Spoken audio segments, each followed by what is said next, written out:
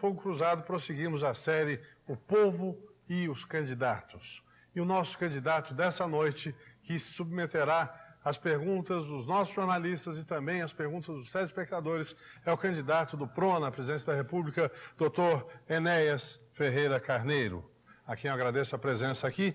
E, desde já, eu convido a todos para que participem, tragam suas questões, façam perguntas a ele. Nós teremos todo o programa para testar a sua visão de país e ver o que ele pretende fazer caso chegue à presidência da República. E, como sempre, em todos os nossos programas, de início, nós mostramos um documentário com alguns dados do nosso entrevistado para que o telespectador vá se afeiçoando à sua visão, à sua biografia e saiba alguns dados da personalidade que estará aqui. Vamos assistir ao nosso documentário.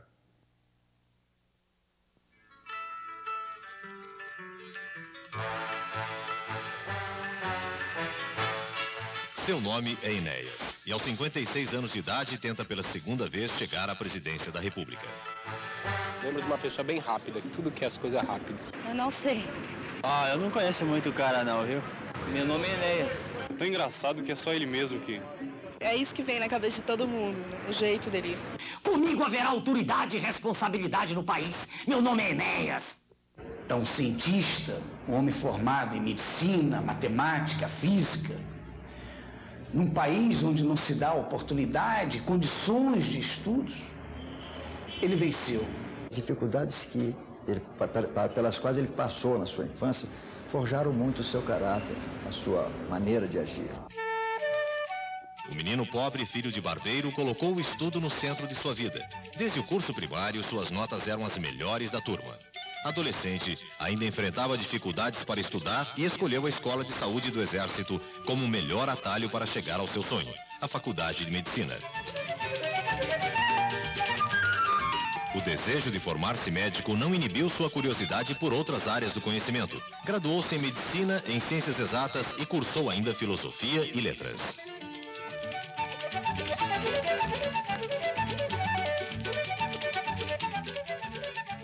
Dr. Enéas costuma dizer que a passagem dele pelo Exército foi a razão disso tudo. Ali ele aprendeu a obedecer, a ser obedecido, a praticar ordem, disciplina, respeito, a exercer de fato a democracia. Não há identificação pela esquerda, ou pela direita, ou pelo centro. Isso não existe. Isso é falácia. O que existe no Dr. Enéas é o propósito de formar no Brasil cidadãos. A candidatura dele é uma candidatura tipicamente de uma direita tradicional, porque tem traços extremamente autoritários, mas ao mesmo tempo se apresenta demagogicamente como candidato anti-elites e anti a própria ideia de política, porque é recusar algo que é essencial a uma democracia moderna, que é a organização e a representatividade. A carência de valores morais, sobretudo na administração pública, tem impulsionado o surgimento do discurso político antipolítico. Para uma parte dessa sociedade ainda imatura politicamente, continua atraente a ideia de que entre os candidatos exista uma divisão entre os que são políticos e os que não são políticos, como se isso fosse possível.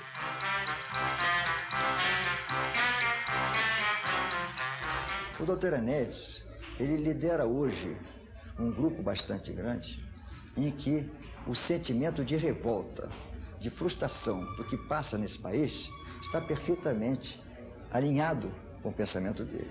Então hoje nós temos no PRONA uma unidade de pensamento e de ideia, todos revoltados com esse estado de coisa, dispostos a restaurar nesse país a grande frase do Dr. Enéas: o país vive em desordem, restauremos a ordem, porque sem isso não tem nenhum trabalho que possa ser feito no governo. Ele representa um falso voto de protesto.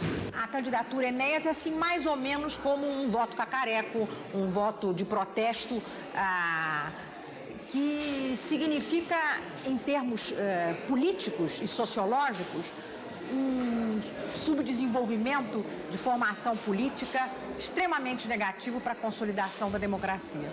Crescem as conquistas sociais no mundo capitalista. Ressurge a iniciativa privada no mundo socialista. Nasce uma nova sociedade onde não há mais lugar para esquerda nem direita. Cacareco ou não cacareco, o fato é que a figura extravagante do Dr. Enéas capturou 360 mil votos nas eleições presidenciais de 89. Suas 59 aparições de apenas 15 segundos cada uma foram suficientes para bater 10 outros candidatos à presidência, alavancando a sua imagem para esta nova tentativa. Dr. Enéas, se dispusesse de 3 minutos em rede nacional, seria eleito no primeiro turno. No entanto, ele dispõe de 1 minuto e alguns segundos. Certamente iremos para o segundo turno. Eu acho que o Enéas, quando ele apareceu, não é aquela coisa de falar rapidinho, ele tinha pouco tempo, meu nome é Enéas, era genial, era um barato. É que agora ele está se levando a sério demais. Então agora ele fala, ele virou assim um mini fascistazinho, não é? Desse tal de Prona, fala em Estado forte, fala em ordem, daqui a pouco ele vai começar a dizer Anauê, não é? Então daí é ridículo. Há um resíduo no eleitorado brasileiro que será sempre sensível a um tipo de voto folclórico. Se Pelé fosse candidato, se a Xuxa fosse candidata, eles teriam muitos votos também. Então a candidatura Enéas acaba cristalizando esse resíduo que é sensível a um apelo folclórico, a um apelo do contra, a um apelo do espírito do contra mesmo, que se cristaliza nesse tipo de proposta e até mesmo no tipo de visual do candidato. Folclórico ou ordeiro? Autoritário ou austero? Qual Enéas essa campanha revelará? Qual Enéas essa campanha revelará? Um pouco disso nós poderemos tentar revelar nesse programa com o debate aberto com o candidato do Prona, Enéas Carneiro. Para discutir a sua candidatura, nós trouxemos 3 jornalistas. Estão conosco o chefe de redação de O Globo de São Paulo, Josimar Menezes. É nosso convidado também o editor de política do Diário Popular, Antônio Carlos Leite. E está conosco também o diretor da revista Imprensa, jornalista Simval Itacarambi. O telespectador, através dos nossos telefones, poderá trazer as suas questões. A nossa central tem o número 253-3311. Você poderá passar um fax também, 284-4742. Como em outros programas em que trouxemos candidatos à presidência da República, também oferecemos à nossa plateia os seus convidados. E vamos apresentar os convidados dessa noite que foram trazidos pelo Prona. Estão conosco o almirante Roberto Gama e Silva, candidato à vice-presidência pelo Prona. Está conosco também, mais uma vez, já esteve aqui no nosso programa, a deputada Regina Gordilho, que é candidata à reeleição pelo Prona no Rio de Janeiro. Nosso convidado também, que veio com a delegação do Prona, o advogado Hélio Codeceira, que é assessor do Dr. Enéas. E está conosco também o médico Paulo Flores Júnior, candidato a senador pelo Prona em São Paulo. Na fileira de cima temos o engenheiro Roberto Benedetto, também veio com o pessoal do Prona, Roberto Frota Decur, que é candidato a deputado estadual pelo Prona de São Paulo. Também o candidato a deputado federal, Dr. Paulo César Correia, está conosco. Também o administrador de empresas e diretor da Comissão Regional do Prona São Paulo, Milton Melfi. Conosco também a doutora Avanir Tavares Nimitz, que é médica e candidata a deputada federal pelo Prona. E também conosco a doutora Diva da Silva Nascimento, candidata a deputada federal pelo Prona. Doutor Enéas, iniciando o nosso programa, eu gostaria de pedir ao senhor que nos explicasse o seguinte: o Partido da Reordenação Nacional, Prona, né, é um partido que pretende uma revisão geral do nosso país, trazer uma nova ordem ao nosso país, como diz o seu próprio nome. E o senhor tem sido extremamente crítico em relação ao exercício da política no país e particularmente ao nosso Congresso. E eu lhe pergunto, como se dará essa reordenação da nação brasileira? Boa noite, doutor Enéas. Boa noite ao senhor, aos senhores jornalistas, aos colegas do partido e aos senhores telespectadores. Primeiro, permita-me só uma discreta correção. O nome do nosso partido é de Reedificação da Ordem Nacional. E a expressão Nova Ordem também, ela foi usada na Alemanha nazista. Nós não a usamos em nenhum momento no nosso manifesto, não. Isso não foi usado, esse nome. Bom, o que nós pretendemos fazer, dada a situação em que o país se encontra, é restabelecer em todos os níveis um princípio que se perdeu ao longo dos tempos, o princípio da autoridade e da responsabilidade. Isso nós dizemos desde 89, não há absolutamente nada novo agora. E não há também nenhuma mudança de postura de aquela época para agora. Apenas dispondo de 15 segundos para falar e tendo o dom que a natureza nos deu de poder usar um poder de síntese bastante grande, nós falávamos a uma velocidade muito grande, 3 a 4 palavras por segundo, e a maioria não conseguia acompanhar. Então, mas não há mudança. O conteúdo é exatamente o mesmo, valem as teses apresentadas naquela época, e quando o senhor perguntou em relação ao Congresso, eu vou repetir também o que sempre disse. O que qualquer pessoa simples sabe, qualquer homem da rua, é que a classe política, de há muito, deixou de cumprir sua função no país. De há muito. Eu estou falando de um conjunto, não estou falando de uma pessoa em particular. Quando eu ouvi nos comentários que aparecem os antipolíticos, quem fez o comentário esquece de um fato primacial. Sua Excelência, o senhor Fernando Collor, mentia permanentemente, uma vez que ele tinha sido político, e aliás não foi outra coisa que se saiba. Foi deputado, prefeito, de uma hora para outra passou a dizer que não era político. Não, no nosso caso não há nenhuma mentira. Nós nunca tivemos nenhuma atividade desse gênero, nunca. Entramos no processo de 89, movido, o nosso grupo, né, por absoluta indignação. Esse sentimento aumenta nesses 5 anos, uma vez que qualquer pessoa é testemunha do que está sendo feito com a nação. Quando o senhor pergunta qual será o relacionamento com o Congresso, também eu digo, do nosso ponto de vista, os senhores congressistas não são piores nem melhores, são seres humanos. E, do nosso ponto de vista, claro que todo mundo tem direito de pensar como quiser, esse é o nosso ponto de vista. Falta ao Congresso Nacional, falta à classe política um projeto. Falta um projeto com vontade, determinação. Nós acreditamos que, diante de um projeto nacional bem elaborado e apresentado à nação, como nós vamos fazer dentro de 2 semanas, 3 no máximo, nós queremos crer que não haverá nenhuma dificuldade para governar. Quer dizer, a reedificação da ordem nacional se fará em função desse projeto. Do projeto. Essa é a proposta. Sem dúvida. O projeto está escrito, já está no computador e está sendo feita a correção do vernáculo. Esse projeto será apresentado dentro de 3 semanas, no máximo, à nação. Muito bem. Boa noite, doutor Enéas. Boa noite, senhor.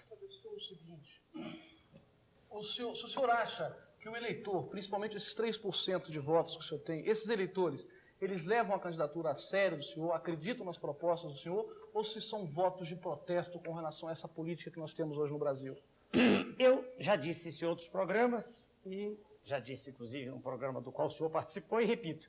Protesto é num país que tem 150 milhões de pessoas, que tem centenas de milhares de pessoas, milhões, provavelmente alguns milhões de pessoas com nível superior, eleger-se à presidência da República um homem sem nenhum preparo. Ou votar no indivíduo que passou a vida inteira fazendo greves, ou um indivíduo que, durante a vida toda, só fez protestar contra o sistema. Se é protesto votar em mim porque as pessoas não gostam do que aí está, se é nesse sentido, tudo bem que se proteste. Agora, se eu tenho ou não preparo, eu estou à disposição dos senhores para discutir os temas que os senhores quiserem. Foi claro? Agora, o senhor não quer ficar com a pecha de que é o candidato do protesto? Não, porque, veja bem, o que se pretende com isso é lançar na opinião pública uma ideia de escárnio, uma ideia de falta de respeito a um indivíduo que passou a vida inteira estudando, como o senhor pode documentar pelo meu currículo, e como o senhor pode perguntar para qualquer pessoa que estudou comigo, dos mais de 20 mil médicos que estudaram comigo, como há aqui, ex-aluno meu na plateia, quer dizer, o senhor perguntar o que foi minha vida. E aí, chamar a isso, colocar isso em termos ridículos, para mim, é uma falta de prestação de serviço à sociedade. Que se discorde das minhas teses, sim. Que se tente ridicularizá-las, não. Senhor Carlos. Boa noite, doutor Enéas. Boa noite, senhor. Doutor Enéas, eu gostaria de saber o seguinte, por mais otimista que seja o candidato, ele o tempo inteiro ele passa a campanha dizendo que vai vencer. Todos os candidatos têm isso em comum. Mas nenhum dos candidatos ele garante que vai fazer a maioria no Congresso. O senhor falou que vai apresentar, se vencer a eleição, um projeto ao Congresso e que a partir daí é que se vai fazer essa reedificação. O que ocorreria se esse projeto do senhor fosse rejeitado pelo Congresso? Eu vou lembrar ao senhor um fato que ocorreu recentemente, quando Sua Excelência, o presidente Collor, foi eleito. O projeto de Sua Excelência, o presidente, era neoliberal, não é o nosso. O nosso é nacionalista, estamos todos nós dispostos do partido a discutir. Era um projeto neoliberal, era um projeto afinado com aquilo que se propõe fazer todo líder que tem o aplauso do G7. Dentro do projeto de Sua Excelência o Presidente Collor, houve o esfacelamento da máquina pública. Houve a abertura indiscriminada da economia, e passou-se a importar quinquilharia, e tudo que havia de ruim na nação aumentou muito. Eu quero crer que todas as pessoas do Brasil sabem disso. E, curiosamente, o Congresso se curvou, inclusive até o confisco. O confisco é inconstitucional, né? Qualquer rapazinho que está estudando direito sabe disso, e foi feito. Ora, foi um exemplo notório, recente, de que apenas pelo fato de ter sido eleito, o Congresso quis acompanhá-lo. Perdoe-me de novo, senhor, e eu repito o que sempre digo.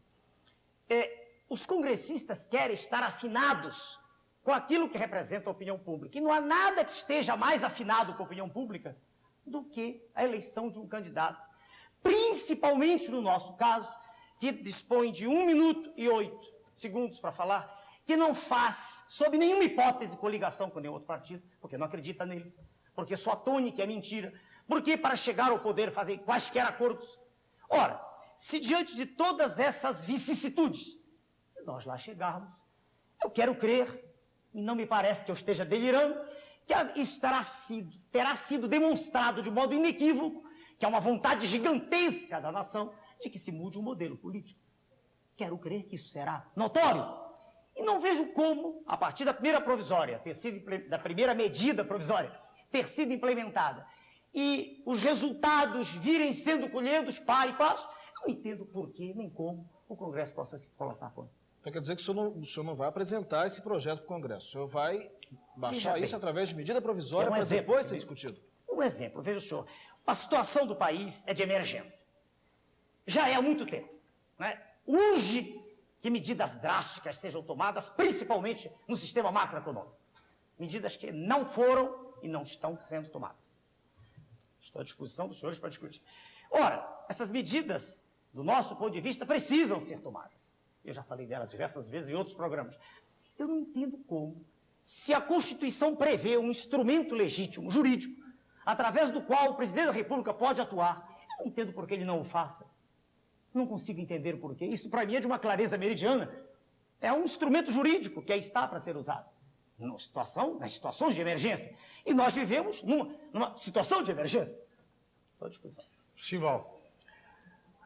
Doutor Enéas. Pois não. Às vezes o senhor diz que a imprensa, ela coloca o senhor numa situação assim meio caricata e interpreta até de uma forma histriônica aquilo que o senhor quer colocar e que o senhor coloca como ideias e conceitos políticos. Mas eu percebo hoje no meio jornalístico, não que eu tenha nenhum mandato, nenhum legado para dizer isso, mas eu sinto que, ao contrário de achar o senhor engraçado, as pessoas começam a ter medo do senhor. E começam a ter medo do senhor a partir de uma palavrinha chamada ordem. Então, eu queria perguntar para o senhor, já que o senhor usa no próprio nome do seu partido a palavra reedificação, que todo mundo lê como reordenação, houve até um lapso do nosso apresentador aqui, até porque o senhor fala muito em ordem, e também porque o senhor fala muito uma palavrinha chamada doutrina. Eu gostaria de perguntar para o senhor duas coisas. A primeira, o que o senhor pensa da doutrina de segurança nacional que serviu para estrutura jurídico e legal para os 30 anos de governo discricionário que nós tivemos. E dois, se os princípios básicos disso que o senhor chama reedificação nacional, tem alguma coisa a ver com a doutrina de segurança nacional? A segunda pergunta eu não entendi. Eu quero saber... A primeira é segurança nacional, o que eu penso dela, o que foi usado naquela época. E segunda coisa é se no credo, na doutrina dessa chamada reedificação nacional, tem conteúdos, se ela é herdeira dessa doutrina de segurança nacional? Bom, por partes, então. Primeiro, quando o senhor disse as pessoas, achou engraçado e tem medo, esse as pessoas é uma generalização. Eu peço licença ao senhor para dizer que eu fiz um desafio a um jornalista respeitado, extremamente sério. O nome dele é o senhor Marcel, do Jornal do Brasil, do Rio de Janeiro. E o senhor Marcel foi comigo à rua, aceitou o desafio e disse, e repito, a cada instante, que um jornalista vá comigo a qualquer esquina de qualquer rua, de qualquer cidade, de qualquer estado da federação. E que nós fiquemos parados. Não precisa que assessores vão à frente para procurar pessoas. Não. Vamos só nós dois. Fiquemos conversando. Esperemos as manifestações das pessoas que passam. O senhor Marcel documentou isto, ao vivo. Escreveu numa entrevista extremamente séria, imparcial, documentando o que viu e ouviu na esquina. A esquina era da Rua Visconde de Pirajá com a Rua Mariquitera, no Rio de Janeiro. Mas vale para qualquer esquina por onde passem pessoas, aleatoriamente. E ele escreveu, se o senhor ler, está lá a página inteira, lá embaixo ele diz, se depender do que eu vi, o doutor Ernesto está eleito. Então, eu lhe peço desculpas, mas quando o senhor diz as pessoas têm medo, não. Que a imprensa não goste, é um direito que ela tem. Que as pessoas que estão se dando bem com esse estado de coisas em que se faz o que se quer e ninguém é responsável por nada, que as pessoas que estão bem com isso não gostem de mim, tudo bem. Mas que não se generalize, porque uma coisa é o que os senhores dizem que o povo quer, outra coisa é o que o povo quer realmente. E isso será demonstrado através dos meios de comunicação a partir do momento exato em que eu estiver falando para a nação toda a partir de amanhã. Então, primeiro ponto, só para generalização, quando o senhor diz as pessoas têm medo, não é geral isso. Então, deixa eu só fazer a observação seguinte. Disse que os jornalistas, com quem eu converso, que eu sinto hoje, vê no senhor uma pessoa... autoritária. Não, eu disse o contrário. Antigamente, havia até um lado de explorar o aspecto histriônico do senhor. Porque ninguém tinha percebido. Então, hoje, as pessoas não veem esse lado histriônico, já é segundo plano. Perfeito. O que as pessoas notam e observam e faz parte já não é consenso, mas de um pensamento que está evoluindo, leitura que se crescendo, faz em relação de uma observação, às vezes não muito formulada, não muito sistematizada. Não, no meu caso é bem clara. Com relação ao é que seu, pode não ser. Não é?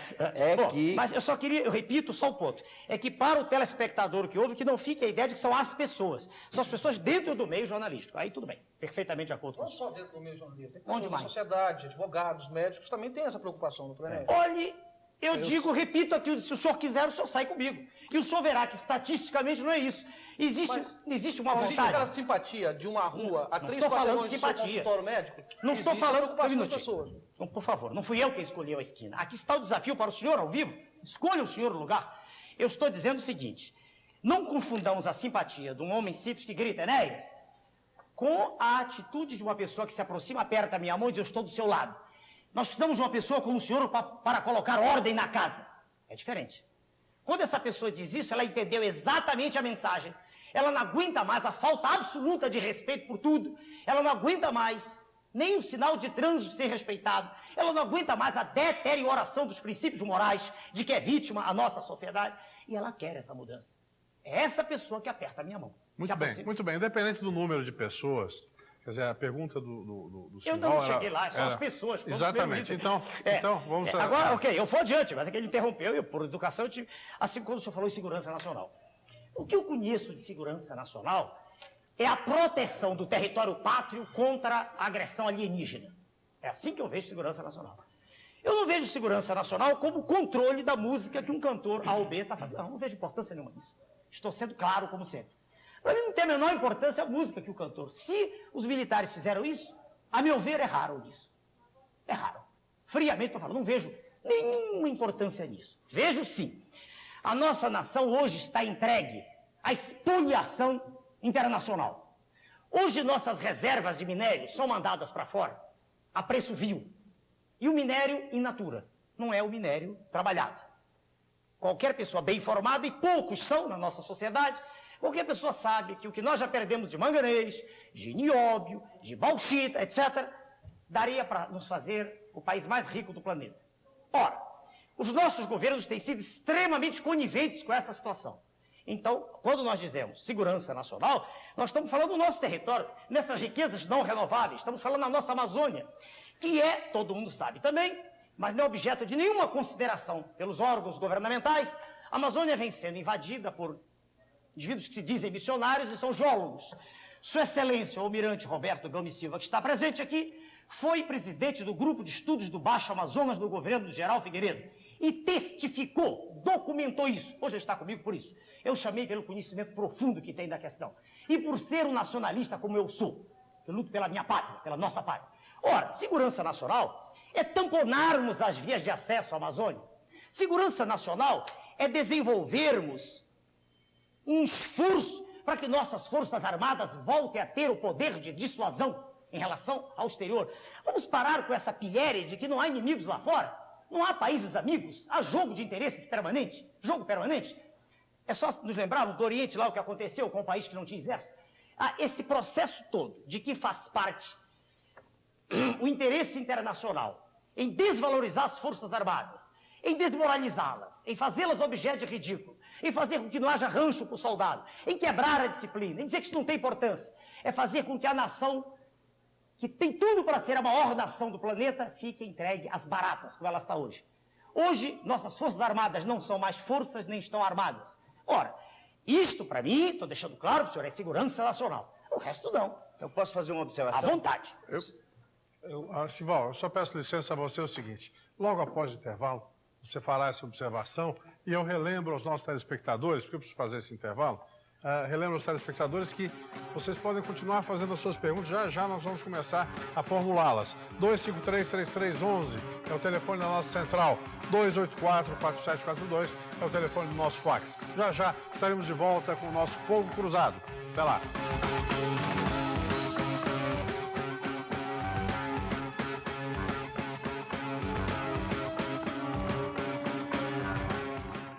E voltamos com o Fogo Cruzado e com a série O Povo e o Candidato. Nós estamos, nessa noite, conversando com o candidato à presidência da República do PRONA, Dr. Enéas Ferreira Carneiro. E você pode continuar telefonando. Os nossos telefones estão à sua disposição. 253-3311 é o telefone da nossa central.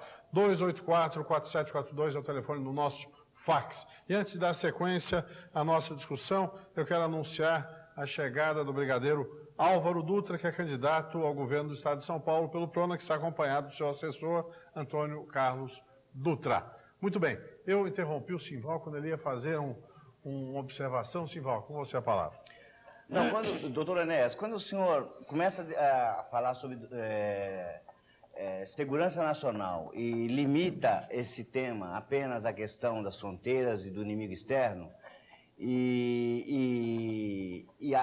começa a atacar a questão, por exemplo, das riquezas naturais que estão saindo, eu acho que o senhor está sofismando, porque, na realidade, não compete ao Exército ficar cuidando se missionário está tirando nióbio ou coisa desse tipo. Eu acho que o senhor está sofismando na medida que o senhor está saindo do eixo central da questão que, no fundo, a doutrina da segurança nacional criou um Estado juridicamente discricionário. E o senhor começa a pegar coisinhas pequenininhas e fazer um discurso grandão em cima disso aí. Quero só o direito de responder. Sim, antes que o senhor... Não, eu ainda nem comecei a responder. Queria completar. O senhor fala, senão... Aí sim passa a ser discricionário. Senhor Simval, não são coisas pequenininhas não, senhor Simval. Primeiro que eu não fugi de nem... Eu pensei que o senhor estava falando disso. Fugi de nada. Não fugi de nada, nem tenho esse hábito. Eu vou dizer aos senhores e ao telespectador exatamente o que eu penso. Aliás, direi com a maior clareza possível. Tenho absoluta convicção das minhas teses. Não é minha natureza ficar fazendo o que o senhor disse, não. Só lembrar que isso não é coisinha pequena, não. Não está indo embora coisinha pequena. São milhões de toneladas de minério que vão embora para o exterior. É um dessangramento da nação. Um minutinho, não é nada pequeno. São milhões de dólares. Bom, bilhões. Agora voltemos para a questão. Eu não sabia que o senhor estava se referindo ao Estado discricionário. Não era isso.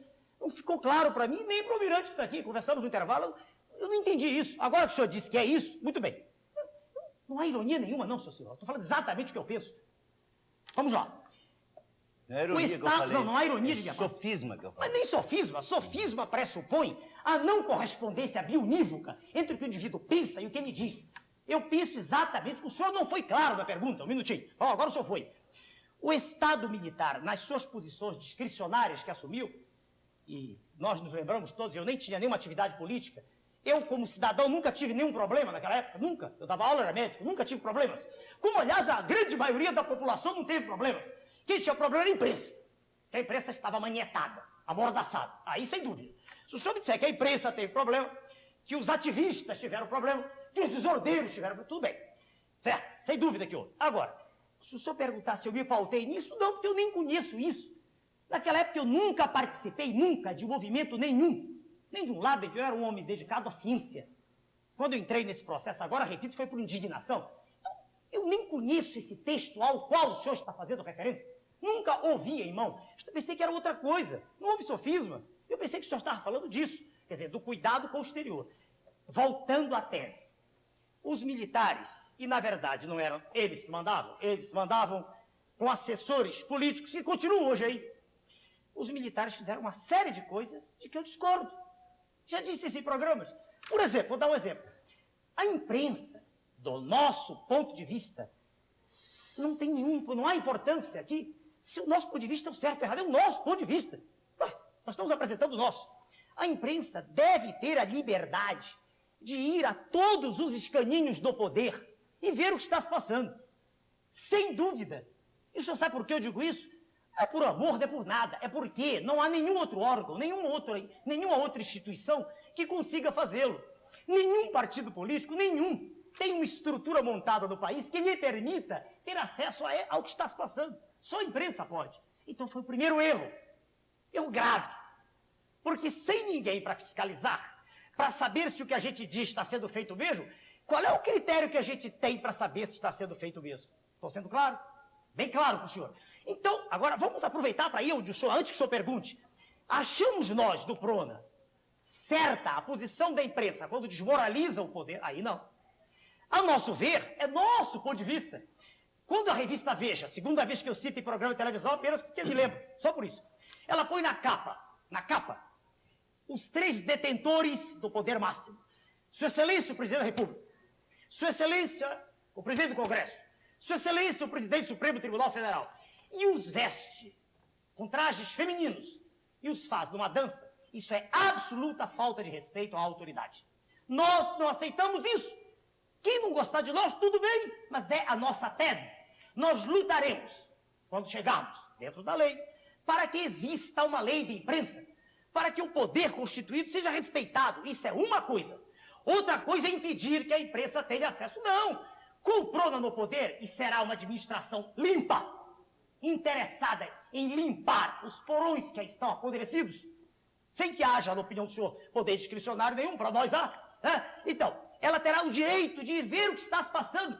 Direito, dever, e deverá fazê-lo e nos mostrar. Aí sim, ela estará prestando um serviço a toda a sociedade. Agora, apenas com um tom jocoso, só, apresentando os 3 detentores do poder máximo. Nenhum deles é pessoa que eu conheça, assim. Vi uma vez, Sua Excelência, o Presidente da República, vi o Presidente do Congresso, vi uma vez, e o Presidente do Supremo viu uma vez. Quer dizer, eu não estou defendendo essas pessoas, eu estou defendendo o cargo em que elas estão. Elas são autoridades, elas têm que ser respeitadas.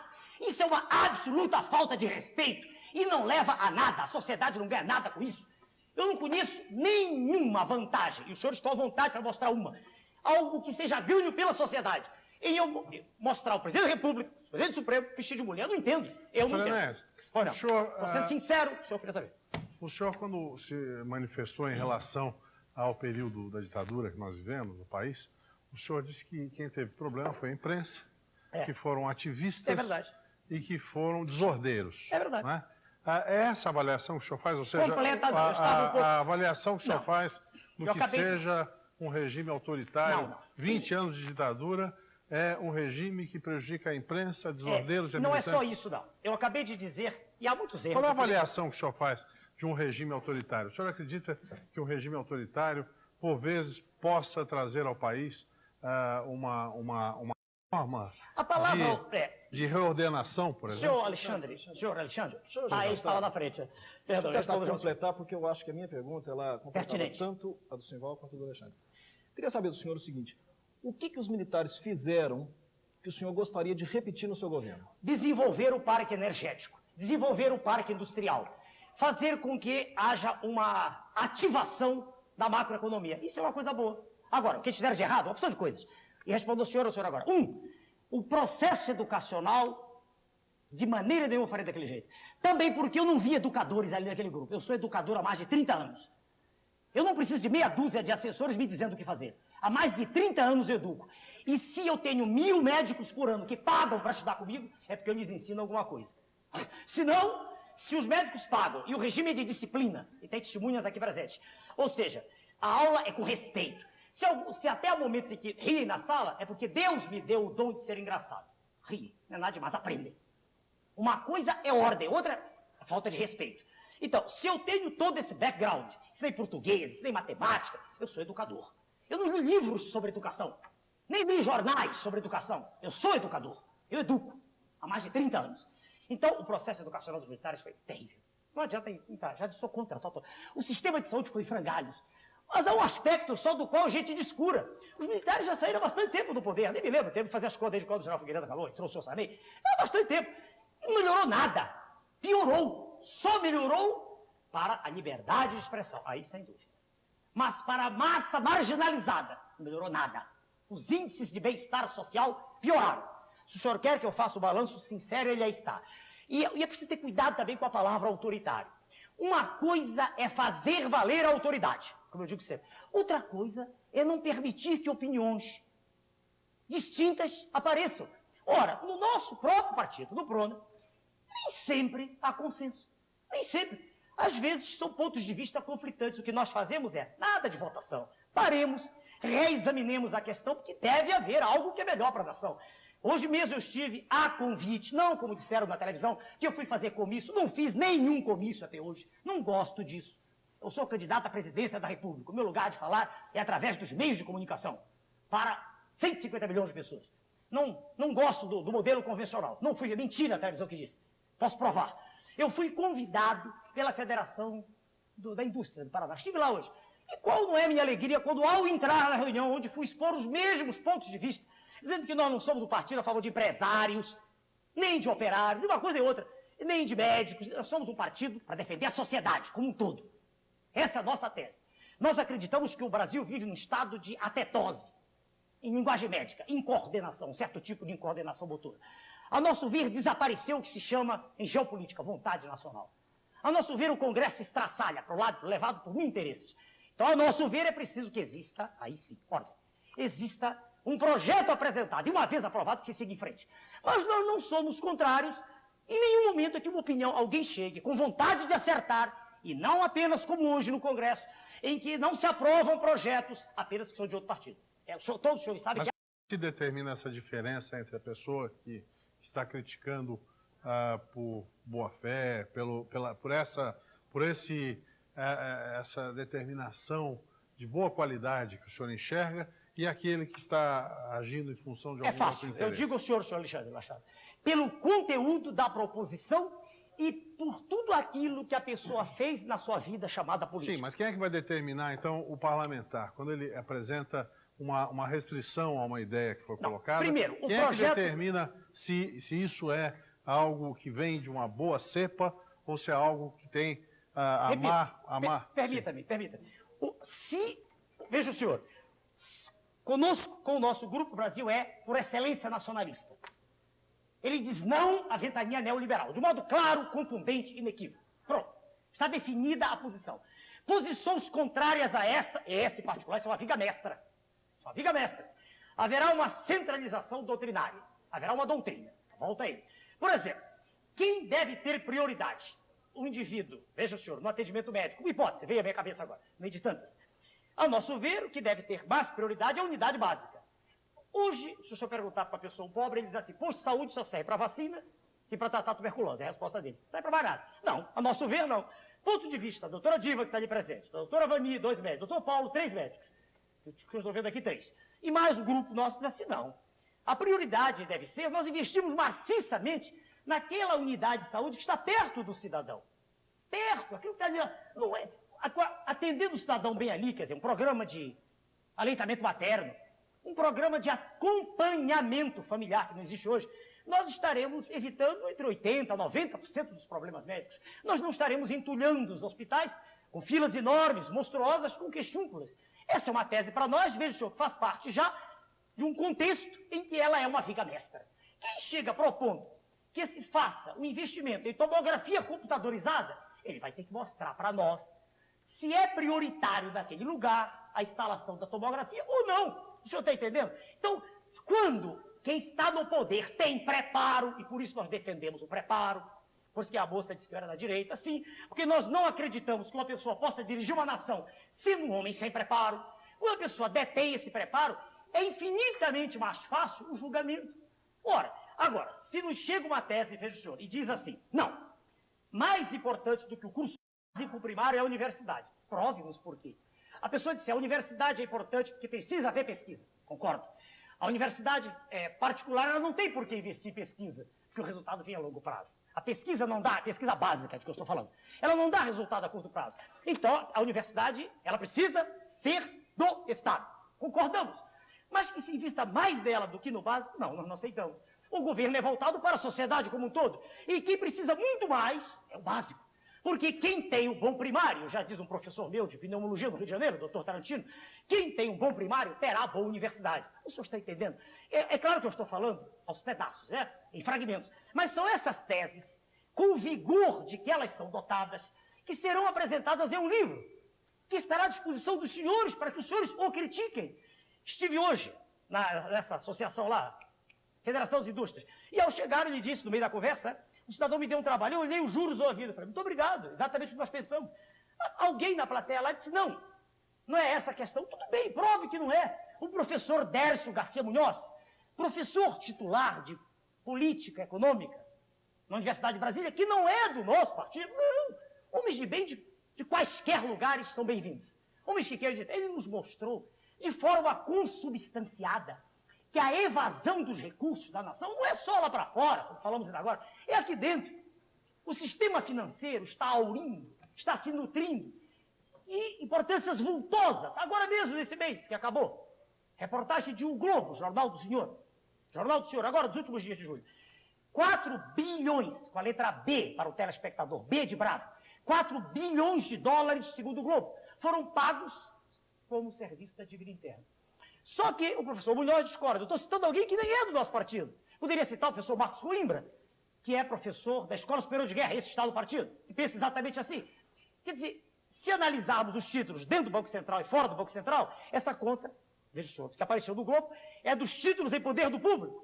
Se colocarmos juntos os títulos do Banco Central, aos quais o Tesouro também paga o serviço, chegamos à cifra astronômica de 6 bilhões de dólares. Depois se diz que não há recursos. Ora, se alguém começar a discussão por esse sentido, eu digo, não, o senhor é o inimigo da pátria, o senhor está mentindo, porque há recursos. É mentira dizer que não há.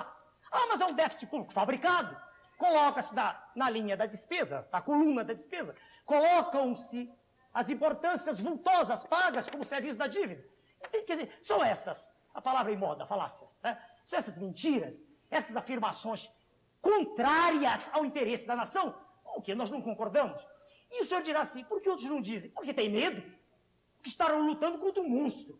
É verdade, há um monstro com a cabeça lá fora, os tentáculos aqui dentro, e há indivíduos aqui na nação que participam ativamente disso, se enriquecem horrivelmente do dia para a noite, enquanto a maioria da população não tem dinheiro para a escola, para a saúde, e não há coragem para se dizer isso. Eu desafio os senhores, com respeito, mas que neguem o que eu estou dizendo. Eu disse hoje numa Federação de Indústrias, ninguém negou. Eu disse em programas com assessor, colegas dos senhores economistas, conversei com o senhor Antônio Candir, ele disse, não, o problema então é que o senhor vai agir de modo autoritário. Lá vem a palavra de novo. Toda vez que se quer implementar alguma coisa séria, aí é autoritário. Por favor. Quer dizer, do nosso ponto de vista, alguém tem coragem para enfrentar esse poder monstruoso que está destruindo a nação? Ou as coisas vão continuar do jeito que estão e nós, daqui a 100 anos, estaremos discutindo amavelmente, com respeito às mesmas teses. É o nosso ponto de vista. Muito bem. Precisamos fazer mais um intervalo. Vamos voltar num minutinho com o nosso Fogo Cruzado. Já já estaremos de volta. Até lá.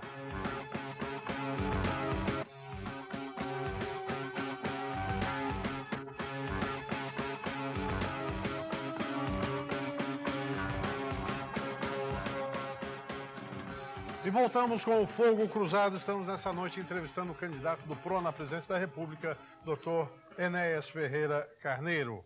E eu quero, antes de reiniciarmos a nossa conversa dessa noite, a pedido do candidato, dar o telefone do PRO aqui em São Paulo e no Rio de Janeiro.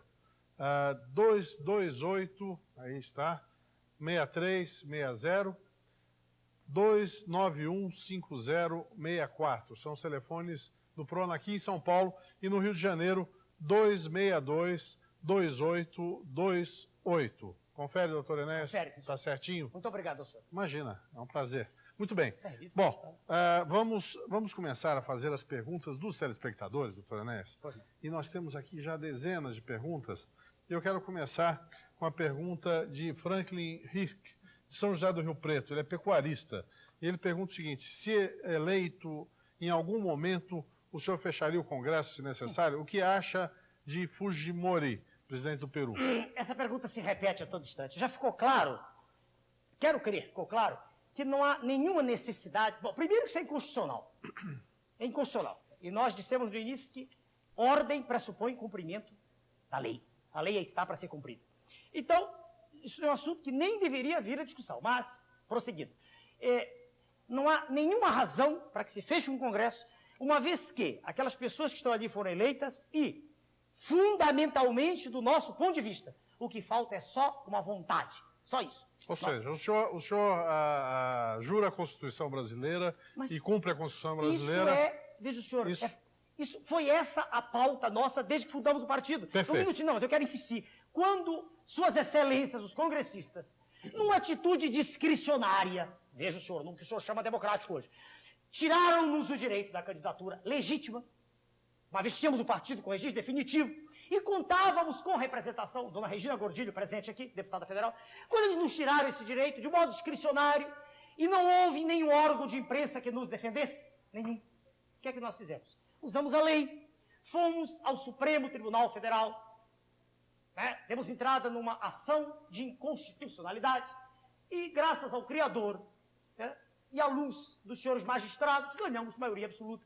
Então, nós queremos lei, nós queremos ordem, vou mais longe.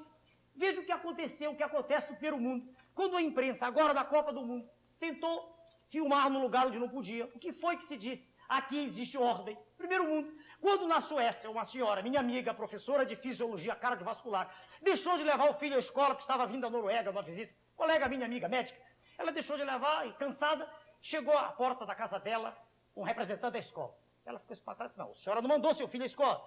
Ela disse: desculpe, tudo bem. No dia seguinte, ela esqueceu de novo, cheia de problemas. Veio um policial, ela foi autuada. Ela foi à delegacia dizer por que o filho não vai à escola. Isso é primeiro mundo. Só existe desordem aqui. Aqui é que é muito cômodo tudo isso que acontece. Muito Nós bem. queremos ordem e respeito à lei. É isso. Carlos Augusto, técnico em eletrônica, pergunta se a ideia de disciplina do senhor tem alguma ligação com os princípios da TFP. Tradição, família e propriedade. Partido do qual eu sou presidente nacional, que eu saiba, elemento ligado à TFP. Não tem. Da TFP há uma publicação que já li, vamos dizer sempre como eu gosto da verdade, que é o Amanhã de Nossos Filhos. Não tenho certeza, parece que é ligado, não tenho certeza. O Amanhã de Nossos Filhos, se é isso que está se referindo o telespectador, é uma publicação séria, que se preocupa com o que está ocorrendo no horário nobre, vou eu de novo, diz respeito à formação de valores das crianças. Cenas de sexo, de lascívia, de luxúria, são apresentadas em horário nobre. Isso é um absurdo. Então, se o telespectador está se referindo a isso, em particular, se é a isso, eu digo, estou de acordo, a isso. O resto eu não conheço os fundamentos do que é TFP. Estou sendo sincero, não conheço. O radialista Edmilson Lucena, de Mossoró, no Rio Grande do Norte, pergunta, se eleito, o que o senhor fará para resolver a questão da fome e da seca no Nordeste? Dá para responder rápido. O problema da seca e da fome no Nordeste não é um problema do Nordeste, é um problema político. Puramente. Vamos usar os conhecimentos de geopolítica que adquirimos no convívio saudável com Sua Excelência o Almirante Roberto Gama e Silva, que conhece o assunto melhor que nós. E é pelo pré-técnico que foi convidado para vir para o nosso lado. O Nordeste tem de águas de superfície um valor que do qual apenas 17% são utilizados. No Nordeste é perfeitamente possível a utilização de águas subterrâneas, que são em quantidade bem maior do que as águas de superfície. É perfeitamente possível realizar-se um projeto como esse que se apresenta agora, utilizando São Francisco, Tocantins, e isso só não foi feito até agora, por falta de vontade, de decisão. Então, o Nordeste não é o que se diz ser. Para resolver o problema do Nordeste, evitar o êxodo dos nossos irmãos do Nordeste de lá, basta ter vontade de atuar lá. E isso nós temos. Respondi? Muito bem. José Barbosa de Souza, da Vila Matilde, ele é industrial, pergunta qual a sua opinião a respeito do Plano Real. Já disse em outros programas, o Plano Real é apenas a substituição de uma moeda por outra. Só, mais nada. José Carlos, só isso. Não, tem razão, o desenvolvimento demoraria, tem razão. Eu só levo 15 segundos. O custo de um produto é feito de diversas parcelas. Para se mexer na inflação, há que mexer naquilo onde o governo pode mexer. Taxa de juros e tributação. Enquanto não se mexe nisso, a inflação não acaba. José Carlos, microempresário, pergunta o seguinte: se acontecer de Lula e Fernando Henrique chegarem ao segundo turno, qual dos dois o senhor apoia? Nenhum. Eu estou fora do circuito, se isso acontecer. Não acredito que aconteça. Mas se acontecer, estou fora. Não tenho nada em comum com nenhum desses senhores. Não acredito em nenhum deles. O funcionário público Hamilton, de Dourado, no Mato Grosso do Sul, diz o seguinte: o senhor já se demonstrou preocupado com o sucateamento das Forças Armadas. E qual a sua opinião e do seu partido para melhorar a questão da segurança interna e das polícias? A segurança interna, constitucionalmente falando, não é problema da União, é problema dos Estados-membros. Agora, o telespectador tem razão. Chega-se, às vezes, a uma situação crítica. E aí a Constituição tem o remédio, é a intervenção. Nesse sentido, nesse particular, eu quero dizer uma coisa. As Forças Armadas não são preparadas para isso. Elas são preparadas para o inimigo, para o elemento alienígena. O militar é treinado, e eu fui militar, é adestrado para a guerra. E eu não gosto dessa ideia, mas ela está prevista na Constituição. Eu não gosto dessa ideia. A gente se lembra da época, bastou que os tanques fossem à rua no Rio de Janeiro e desapareceu a criminalidade por alguns dias. A solução para se diminuir esse processo de incremento da criminalidade é justiça social. Lamentavelmente, isso não pode ser feito com estalar de dedos. Isso é médio prazo e longo prazo. A curto prazo, o reaparelhamento policial e o restabelecimento da autoridade, mesmo nos quartéis das polícias militares, autoridade que desapareceu também, e a ação firme e enérgica de um governante, eu quero crer que tudo isso melhora. Perfeito. Rubens Head, da Vila Maria, aqui de São Paulo, ele é estudante, ele pergunta, se eleito, qual a sua posição em relação ao combate à violência no Rio de Janeiro? Já foi respondido.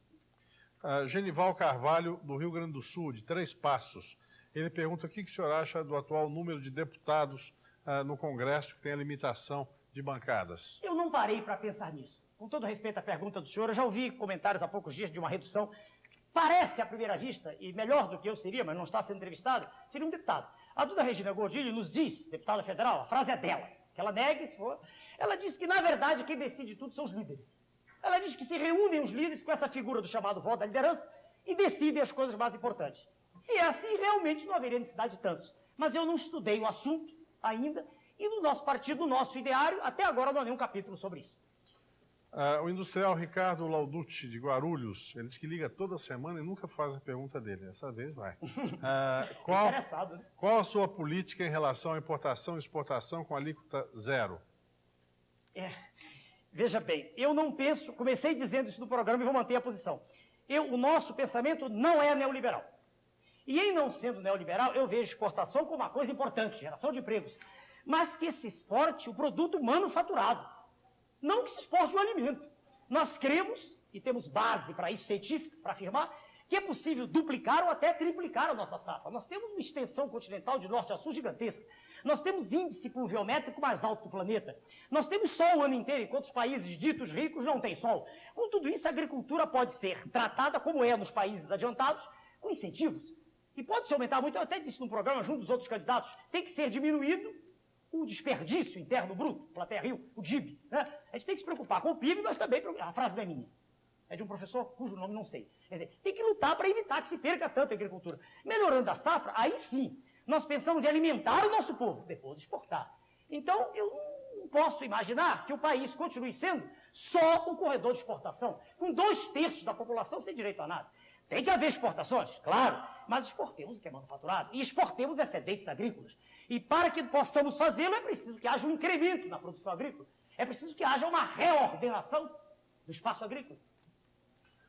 Tomás Lima, de Santarém, ele liga para dizer que admira o Prona e admira o doutor Enéas, mas admite que, diante das circunstâncias, é muito difícil chegar à presidência e quer um comentário seu a esse respeito. Na história do mundo, obrigado ao senhor pela simpatia que o senhor telespectador demonstrou.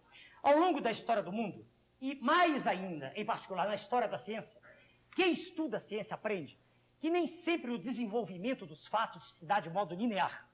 Às vezes, surgem fenômenos estranhos, imprevisíveis, que mudam completamente o ritmo normal dos acontecimentos. Eu estou falando para o senhor telespectador. Então, perdoe-me, primeiro agradecer ao senhor, mas perdoe-me discordar do senhor quanto às chances. As chances de nós chegarmos são muito grandes. Não posso dizer que tenho certeza, posso ter um problema que me impeça de falar em cadeia nacional. Mas a partir do instante, esse instante amanhã, em que eu estiver falando de modo claro, inequívoco, claro, inconteste, apresentando essas teses à nação, perdoe-me, senhor telespectador. Nós iremos para o segundo turno, com certeza. Josimar Gimenez.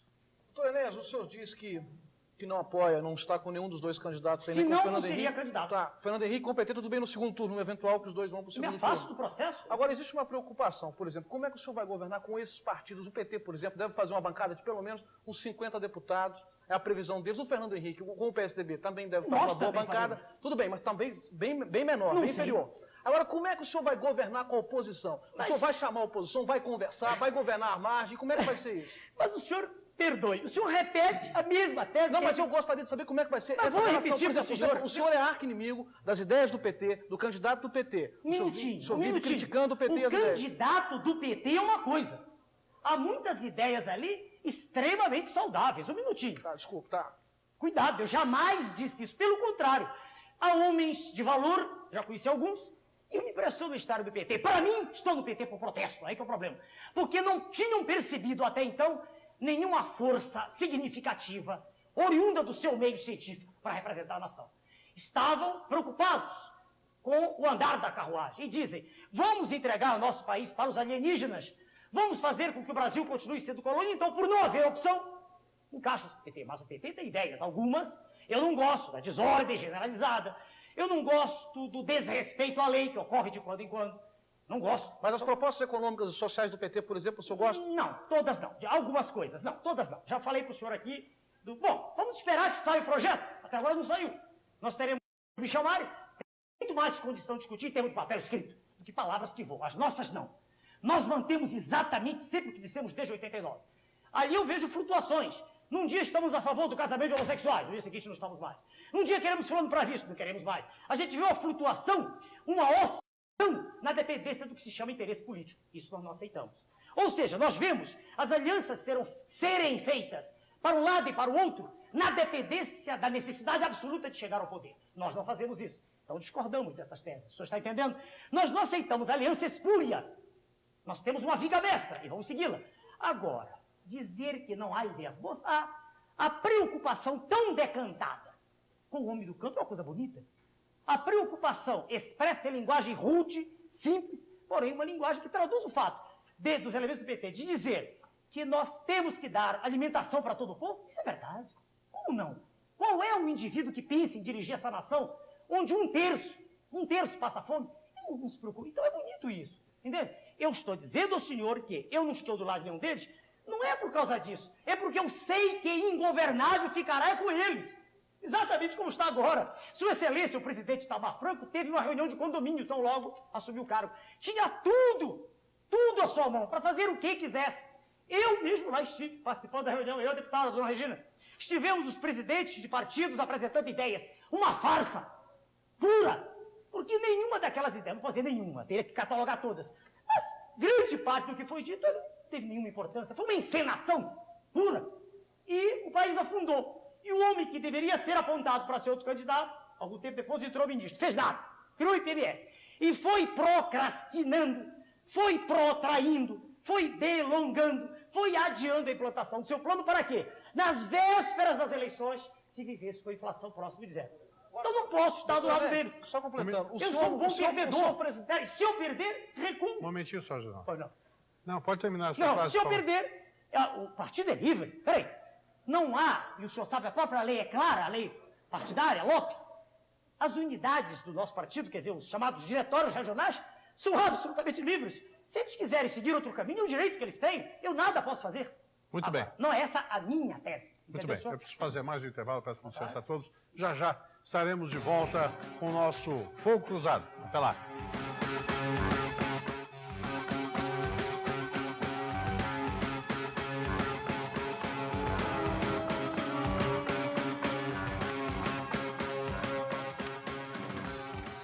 E voltamos com o Fogo Cruzado. E nós estávamos discutindo a respeito da relação do Dr. Enéas com o Congresso. E eu queria, somente para reforçar até essa discussão, Dr. Enéas, são inúmeras as perguntas que vêm, que fazem relação sua com uma postura totalitária, com uma relação com a possibilidade que nós tenhamos um regime marcado pela influência das Forças Armadas. Inclusive, o senhor tem um vice que é almirante, o senhor tem um candidato ao governo de São Paulo que é brigadeiro. No governo do Estado do Rio de Janeiro, um coronel. Um coronel. Então, o senhor tem do Rio de Janeiro, vem, por exemplo, se o senhor fecharia o Congresso, extinguiria a liberdade de imprensa, o senhor já falou até a respeito desses temas. O advogado Sérgio das Perdizes pergunta por que o senhor faz questão de ser tão agressivo, se isso não vai distanciá-lo do jovem. Gustavo Húngaro dos Jardins. Posso ir respondendo? Eu sou como eu sou, só para o senhor telespectador. Eu não faço questão de ser de um jeito ou de outro. Não há ninguém me fabricando, né? Não há ninguém mexendo em mim, não há maquiadores, não há consultores de, como é o nome, de marketing, não há nada disso. Eu sou assim mesmo e nunca pedi voto a ninguém. Eu apresento a tese como ela é, sincera. Se o telespectador quiser, ele vota em mim. Se ele não quiser, ele não vota em mim.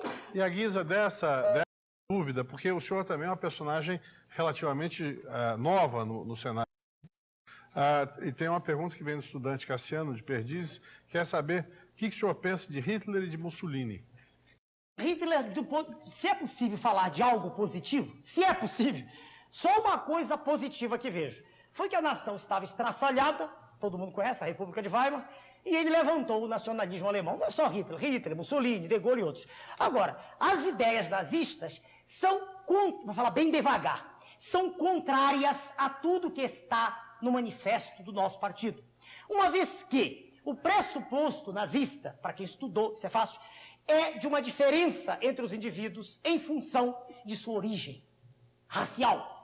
O Prona, e não tem aqui o documento, mas ele tem no seu primeiro parágrafo, para quem quiser, e isso vai constar do nosso ideário, ele tem assim escrito, não posso dizer o pé da letra, não me recordo, é assim, nós, primeiro parágrafo do manifesto do nosso partido, nós, cidadãos de todas as partes, de todas as classes, de todas as raças, ora, eu quero crer que começa aí nesse parágrafo uma diferença fundamental entre o pressuposto nazista e o nosso. Agora, se as pessoas de novo é genérico, se muita gente já se habituou, perdoe-me o senhor telespectador, mas com a desordem generalizada, uma palavra um pouquinho menos erudita, com a bagunça em que se transformou a nação brasileira, para quem está habituado com isso, não vote em mim.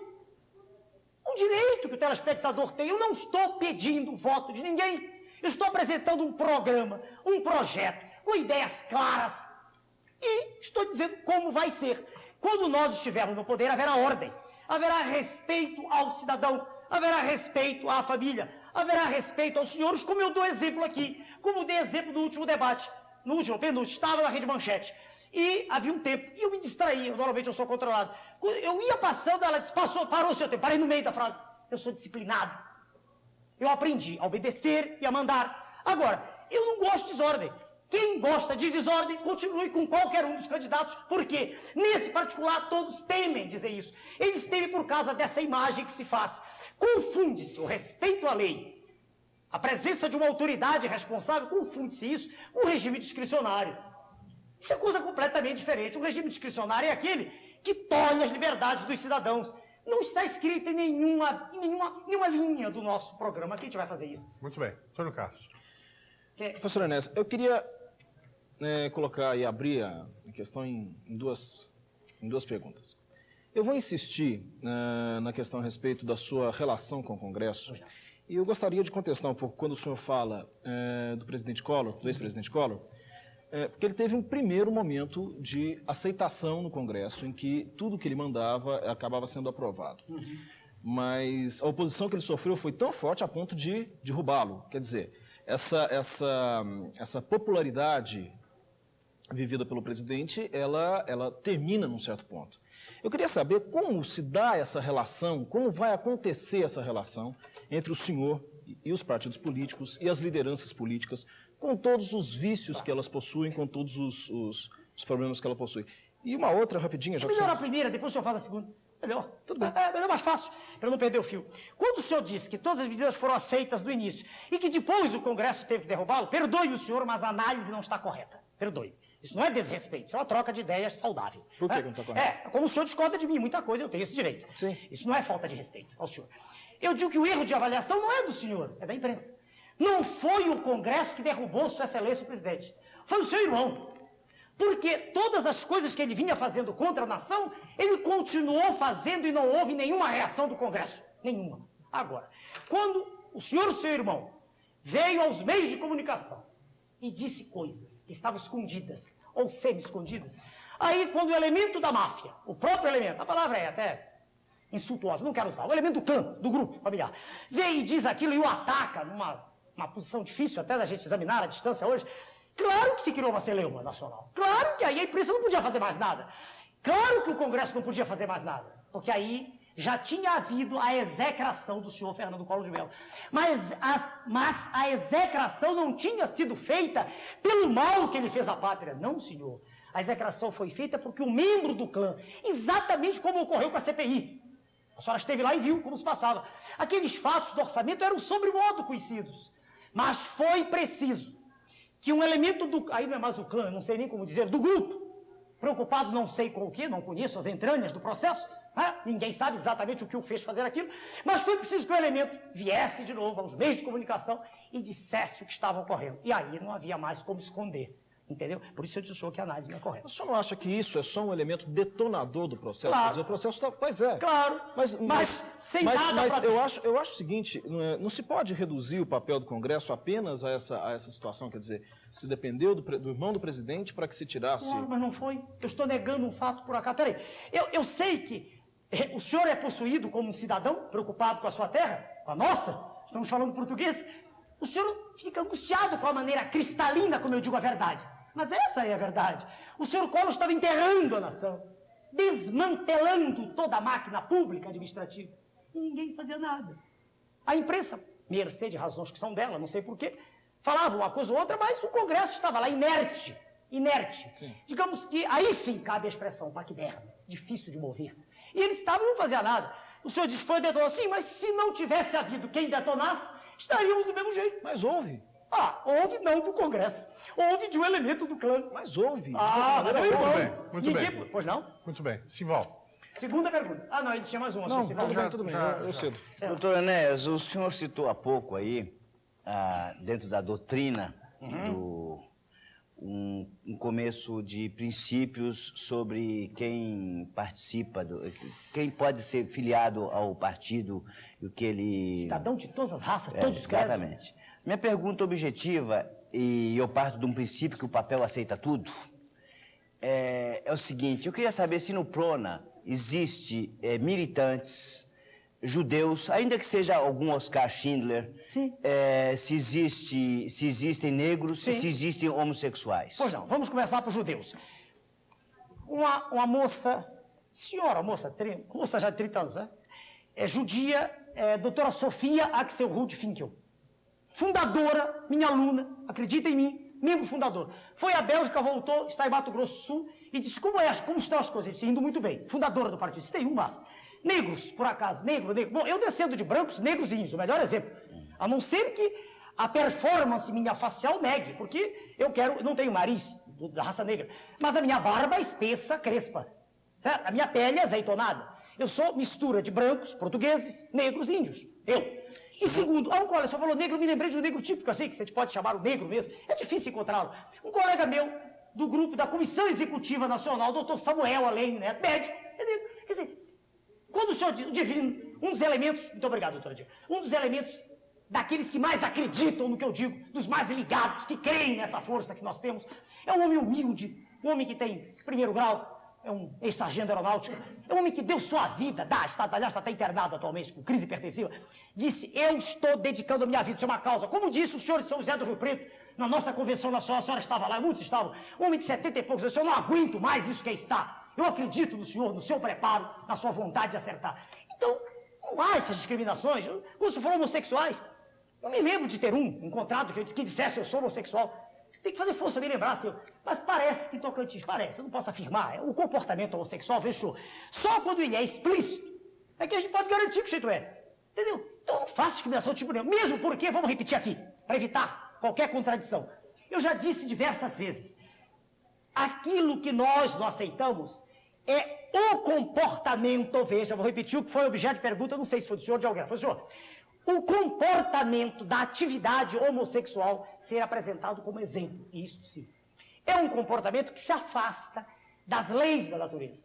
Mas o homossexual é um cidadão e que tem que ser respeitado, tem que ter direito a trabalho, que tem que viver como qualquer um de nós. Agora, permitirmos em legislação o casamento de homossexual, ponto de vista do PRONA, não. Isso fechou, isso a gente é claro. E qualquer um que queira entrar sabe que é assim. Entende? Isso é uma regra clara. Nós, sob nenhuma hipótese, faríamos isso que se chama, como é? Perseguição. Isso não existe no nosso modelo. O que nós queremos, vamos ver se eu consigo transmitir para os senhores o que o homem da rua percebe com clareza meridiana. O que nós queremos é uma nação livre, uma nação justa. E não é essa farsa que está aí, em que o senhor é livre e eu sou. Mas 2/3 da população estão alijados de decisões, não participam de nada. Eles não escrevem jornal, não falam em televisão, não falam no rádio. O povo não existe, só serve para votar. É com isso que a gente quer acabar. Nós queremos fazer uma reforma educacional gigantesca, fazer uma cruzada cívica, dar um grito de alerta, pegar os nossos professores que ganham salário de fundo e dar a eles um estímulo. Como? Melhorando a receita deles. Já falei de onde vem dinheiro. Dinheiro é de sobra. É mentira dizer que não há recursos. Nenhum deles diz para mim que não há recursos. Eu tenho elementos para mostrar que há. Há e muitos. Agora, vamos estimular o professor, vamos fazer com que ele seja respeitado como ele foi no passado, vamos reciclá-lo. Já não se faz isso com deputados, senhora Regina, já não se paga, desminta-me. Os senhores não ganham para ir ao exterior uma bolsa vultosa, não é bolsa, tem outro nome, sei lá, tem um nome, não sei, uma diária. Por que não fazer isso com professores? Por que não reciclá-los? Por que não dar a eles a posição digna na sociedade? Para que o professor tenha como hoje, tenha vergonha de dizer que é professor. Então, essas teses, a nosso ver, elas são tão claras que o homem comum se identifica com elas. Eu entendo a preocupação dos senhores, é respeitável, mas pelo menos respeitem o nosso direito. Nós estamos apresentando tudo com clareza. Não há sofisma nenhum, não há nenhuma volta, nenhum atalho, é tudo claro, sincero. Então, desculpem, eu não vejo por que haver essa reação que ainda existe em muitos órgãos de comunicação ao nosso projeto. Ele é um projeto, se o senhor disser forte, é. Mas, ao nosso ver, não é possível endireitar o Brasil mais desse jeito. Não é possível mais. Não se chega a lugar nenhum mais assim. É preciso haver uma vontade firme de fazer as coisas. Essa é a ideia. Muito bem. Precisamos fazer intervalo. Voltamos num minutinho com o nosso Fogo Cruzado. Até lá.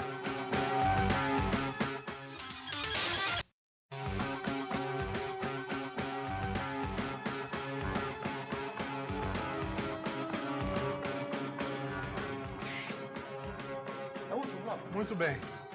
Voltamos com o Fogo Cruzado e, como sempre, voltamos com aquela angústia do programa que termina sem o tempo necessário para abordar todas as questões que nós gostaríamos. E eu gostaria de passar ao Dr. Enéas, que é o nosso convidado dessa noite, todas as questões que nós recebemos, não só as que foram respondidas, como também as que não puderam ser respondidas, os fax todos que nós recebemos, eu tenho certeza que para a sua assessoria, para o senhor, será uma contribuição em relação às dúvidas que existem, em relação às curiosidades que existem, em relação ao seu pensamento e ao que o senhor pretende na sua candidatura. Eu quero agradecer muito a sua presença, agradecer a plateia toda e vamos mostrar novamente o brigadeiro, o seu candidato, o seu almirante Roberto Gama e Silva, candidato à vice-presidência pelo PRONA, a deputada Regina Gordilho, que aqui estiveram e vieram do Rio de Janeiro com esse objetivo de participar desse programa. Quero agradecer também a presença do brigadeiro Álvaro Dutra, candidato ao governo do Estado de São Paulo, em suma, a todo o pessoal do PRONA que o acompanhou, aos jornalistas, meus companheiros que estiveram aqui, que fizeram as suas perguntas ao candidato Enéas e, sobretudo, ao telespectador que nos acompanhou até essa hora e que certamente deverá estar conosco segunda-feira próxima, quando estaremos mais uma vez pela CNT, pela Gazeta, aqui de novo para mais um Fogo Cruzado. Por hoje, muito obrigado a todos, boa noite e até lá. Seja breve. Seja breve. Porque você se atreve. TV Corcovado, canal 9, Rio de Janeiro. 11 horas, Cidade na TV. E logo depois, bem forte. CNT, Central Nacional de Televisão. Seja breve. Seja breve, não percebi porque você se atreve a prolongar sua conversa mole. E não adianta, seja breve, conversa de Pedro, não há mole. Senão acabo perdendo o controle, vou cobrar o tempo que você me deve. Eu me ajoelho e fico de mãos postas, só para ver você virar as costas. E quando vejo que você vai longe, eu comemoro sua ausência com champanhe. Shhh, Deus lhe acompanhe. Seja breve. Seja breve, não percebi porque você se atreve a prolongar sua conversa mole. E não adianta, seja breve, conversa de Pedro, não há mole. Senão acabo perdendo o controle, vou cobrar o tempo que você me der.